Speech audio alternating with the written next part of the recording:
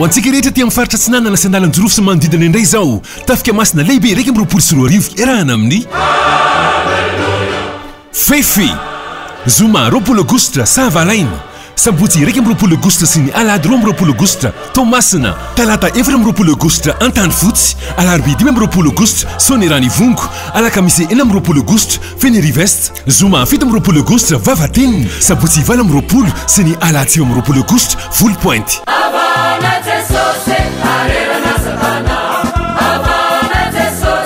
tongava maro fa azo erenao isy ny fivarotana CD, VCD, DVD, MP3 ary MP4 novokariny fefy kosa miomana ny amin'izany ko azadinoana ary tafika masina lehibe raika miroapolo sy roa arivo iarahana amin'ny fefy ho antsika rehetra tia mifaritra atsinanana sy analanjorofo sy manodidina ny 16 aogositra hatramin'ny 3 aogositra raika miroapolo sy roa arivo fefy ihira ho anao fefy ivavaka ho anao fefy erisiaina avao ampitombo ny finoanao mandehana amin'izao tontolo izao ianareo ka mety ho filazantsara amin'ny olombelona rehetra marika toko fahenina folo andininy fadimy folo infoline 034 11 723 38 033 11 390 16